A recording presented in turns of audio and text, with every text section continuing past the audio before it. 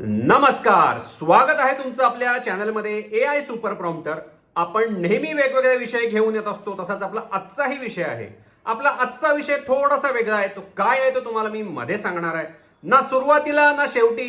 या व्हिडिओला तुम्ही लाईक करा, चॅनलला सबस्क्राईब करा आणि हा व्हिडिओ तुम्ही इतरांशी शेअर पण करा. या व्हिडिओच्या डिस्क्रिप्शन मध्ये डिस्क्लेमर दिलाय. चला तर पाहूया आजच्या व्हिडिओमध्ये काय आहे. आजचा व्हिडिओ शनिवार स्पेशल आहे. तुम्हाला माहिती आहे शनिवारी काही ना काहीतरी वेगळं असतंयच आपल्या चॅनलवरती. तसंच आजही असणार आहे. बरं, असं मी का म्हणतोय, ही कथा जी आहे, कथा म्हणण्यापेक्षा ही एक इंटरेस्टिंग असा जो काय प्रसंग घडलाय हा दोन व्यक्तींच्या मधला आहे. काय होते बघू. शनिवारची खरं तर पहाट होती. या पहाटे एक थंड अशी हवा, पावसाळ्याचं वातावरण जे काय झालेलं होतं त्यानंतर थोडीशी हिरवळ आणि थंड अशी हवा होती. पक्ष्यांचा मंद असा आवाज, चिवचिवाट म्हणलं तरी चालेल. गावाजवळच्या जुन्या तलावाच्या काठावरती वेद आणि सई शांतपणे बसलेले. सकाळी एवढ्या पहाटे वेद आणि सई त्या काठावरती शांतपणे रेस्ट करत होते, बसलेले विचार करत होते. दोघांच्या आयुष्यामधला मोठा असा दिवस होता. काय होणार होतं या दिवशी, किंवा त्यांना काय जमणार होतं, किंवा त्यांना काय वाटणार होतं, काय त्यांच्या समोर येणार होतं, पाहूया. काही महिन्यापासून दोघं एका गोष्टींवरती काम करत होते. कुठल्या तरी एका महत्वाच्या विषयासाठी. ते कदाचित ती स्पर्धा परीक्षा पण असेल, कॉम्पिटिटिव्ह एक्झाम असेल, किंवा आणि काहीतरी असेल याची तयारी करत होते. आता ही तयारी म्हणलं तर ऑटोमॅटिकली अशा काही गोष्टी असतात की तुम्हाला भयंकर लक्ष, फोकस, असंच बरोबर तुमच्या फायली, डॉक्युमेंट्स या सगळ्या गोष्टी ज्या आहेत ह्या व्यवस्थित सांभाळून ठेवायला लागतात. शिष्यवृत्ती तर जिंकल्यावरती मिळतेच मिळते, त्यात काही शंका नाही. पण तिथपर्यंत त्या सगळ्या गोष्टी घडून तर आल्या पाहिजेत. आणि जो काही या सगळ्याच्या शेवटी एक ठरतं तो विजेता असतोय. तर आजच्या प्रसंगामध्ये काय झालं, स्पर्धा सुरू होणार होती त्याच्या आधी हे दोघं तिथं पोहोचले. पाहतात तर काय, साईनं बॅग उघडली. साईच्या बॅगमध्ये तिची फाईलच गायब. तिला लक्षातच येईना फाईलचं काय झालं. दरदरून घाम फुटला. ओरिजिनल डॉक्युमेंट्स सगळे होते ते तिला सापडायला तयार नव्हते. आता ती काय करणार, काय करू शकते ती आता याप्रवेळी. आता ती रडायला लागली. सगळं संपलं, आता मी काय करू, एवढे दिवस मी वेळ घालवला या सगळ्यावरती आणि नेमकं सगळं फक्त ओरिजिनल डॉक्युमेंट्स मुळे होणार, काय होणार. सगळी अत्यंत घाबरलेली होती ती. तिला लक्षात येत नव्हतं. रडत होती, हुंदके देऊन रडत होती. वेदना आजूबाजूला शोध घ्यायला सुरू केला.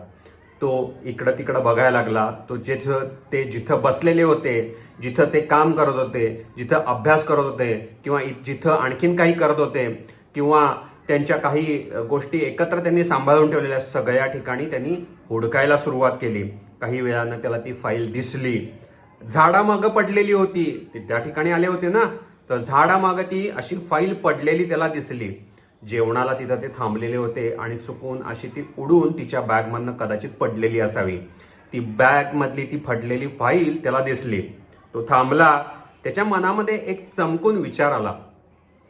समजा, आणि साहजिक आहे येणं, दोघंही एकाच परीक्षेसाठी अभ्यास करत होते, दोघंही एकाच परीक्षेसाठी काहीतरी करत होते, आणि ही जर फाईल तिची हरवली आणि त्याला सापडली असती तर काय झालं असतं. आणि समजा त्यानं दिलीच नाही. हा एक विचार साहजिक आहे मनात येऊन गेला.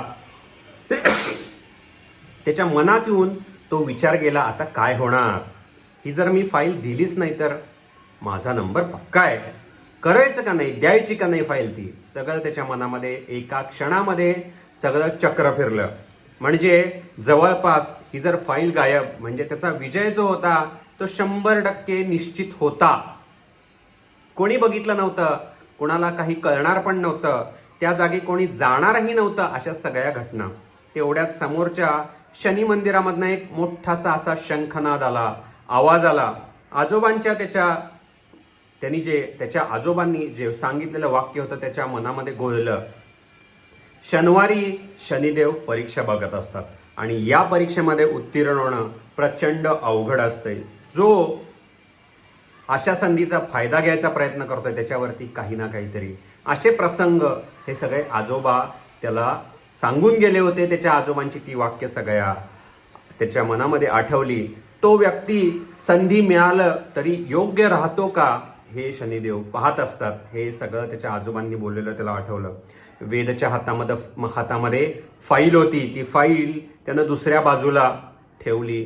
स्वप्न आठवलं त्याला, आजोबा जे काय म्हणाले. काही क्षणामध्ये दोन्ही गोष्टींचं काय फरक पडतोय झालं तर असं त्याला साहजिक वाटून गेलं. काय करणार, लहान होता, त्याला मनामध्ये शंका आली. पण त्याच्या हळूच मनामधला म्हणजे अंतरात्मा जो असतो ना प्रत्येकाचा, तो त्याच्या मनामधला सहज अंतरात्मा बोलून गेला. जिंकायचं असेल तर ते दुसऱ्याला हरवून नाही तर स्वतःच्या प्रामाणिकपणामुळे जिंक, असं त्याचा अंतरात्मा बोलून गेला. वेद धावत धावत साईकडे गेला. त्यानं ती फाईल तिला दिली. साईच्या डोळ्यामध्ये आनंदाश्रू झाले. तिला वाटत होतं की ती फाईल गेलीच, पण जेव्हा तिनं पाहिलं ती एकदम भानावरती आली, हसायला लागली. स्पर्धा त्यानंतर पार पडली, निकाल झाला. विजेती कोण ठरली सांगायचं गरज नाही आहे. विजेती कोण ठरलेलं असणार आहे, साईच विजेती ठरली. क्षणभर वेदच्या मनामध्ये आता निराशा आली, शांतता आली. त्याला वाटलं त्याच्याकडं साई आली होती. ती जी काय साई आणलेली तिनं, साई आलेली होती त्यावेळी समजा त्याची जी फाईल होती ती फाईलच त्यानं हे केलं असतं तर काय झालं असतं. त्याच्या मनामध्ये शंका ही एक सेकंद येऊन गेली. अरे माझा नंबर आला असता इथं, आणि हा नंबर जर माझा आला असता तर साहजिक आहे की आज हा प्रसंग झाला नसता, मला निराशा वाटली नसती, मला आनंद वाटला असता. पण एक त्याला पुन्हा एकदा जो आवाज आहे तो, आज मी काय झालं, आज मला त्रास झाला पण मला काही हे वाटलं नाही. स्वतःला माझं स्व आहे ते कोणाला दिलं नाही, हे त्याला सगळं बोलून गेलं. त्याचा मन बोलून गेलं. काही महिन्यांनी मोठ्या एका संस्थेमध्ये तो गेला. एका संस्थेमध्ये गेलेला असताना दोघांनाही काही कारणासाठी बोलवलेलं होतं. मोठी अशी काय म्हणतात त्याला, मोठी अशी कंपनी होती. त्या कंपनीमध्ये गेला. त्या कंपनीमध्ये एकाच वेळी दोघांनाही जायची संधी मिळाली. तिथं एक इंटरव्ह्यू होता. त्या इंटरव्ह्यूमध्ये प्रश्न विचारला की तुमच्या आयुष्यामध्ये सगळ्यात अवघड असा प्रसंग कोणता होता.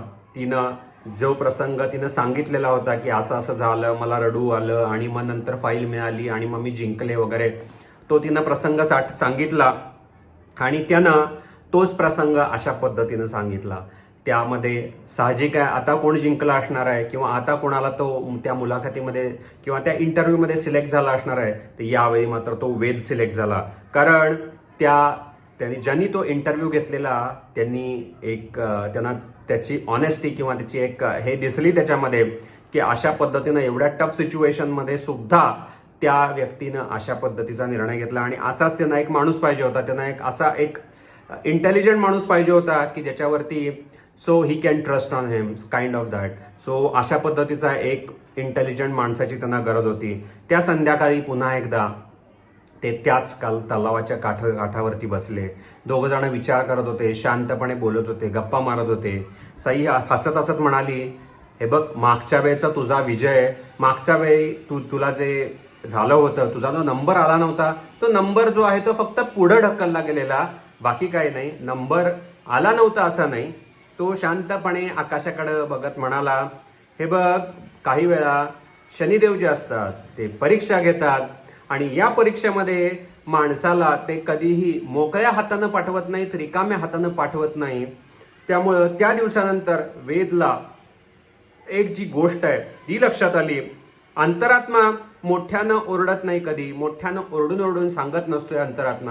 अंतरात्मा जो आहे तो अतिशय हळूवार प्रेमळपणे तुम्हाला सांगत असतोय. पण तो आवाज ऐकण्यासाठी आपले आतले जे चक्षु आहेत ते आतले चक्षु उघडे पाहिजेत. नाहीतर माणसाला सगळं कळत असतंय, दिसत असतंय, जाणवत असतंय, फील होत असते, पण तरी सुद्धा अंतरात्मा जे आपलं आणखीन एक मन आपण जे म्हणतो, ते मन जे असते ते त्या मनाचं लोक ऐकत नाहीत किंवा मनाचं माणूस ऐकत नाही. आणि त्यानंतर जे निर्णय होतात त्यामध्ये बऱ्याच वेळा काही गोष्टी अशा घडतात.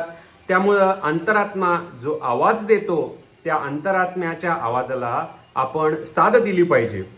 त्यामुळे आता शेवटी या सगळ्यामध्ये सार असं निघतंय की जर शनिवारी जर तुमच्या मनामध्ये किंवा तुमच्या समोर असा प्रसंग आला, तर आता ही जर स्टोरी तुम्ही ऐकलेली असेल तर काय करायचं, तर डेफिनेटली आपल्याला माहिती आहेच की या अशा पद्धतीनं जर शनिवारी जर असे प्रसंग आले तर आपण काय केलं पाहिजे. पण शनिवारी आपण स्वतःला शांतपणे विचार करून ऐकलं पाहिजे, बोललं पाहिजे. उगाच त्या जो मनामधला जो आवाज असतोय त्याला सप्रेस करून आणि काहीतरी दुसरंच जे काय असेल ते करण्यापेक्षा अंतरात्म्यानं जी साथ दिलेली आहे, साथ घातलेली आहे, त्या आवाजाला आपण प्रतिसाद दिला पाहिजे. कारण तो तुमच्या कर्माचा मार्ग दाखवणारा कदाचित परमेश्वराचा एक संकेत असा असू शकतो. चला, आजचा व्हिडिओ झालेला आहे. आजचा आपला जो काय होता, पुन्हा एकदा आपण भेटूया पुढच्या व्हिडिओमध्ये. याच वेळी निरोप घ्यायची वेळ आली आता. नमस्कार.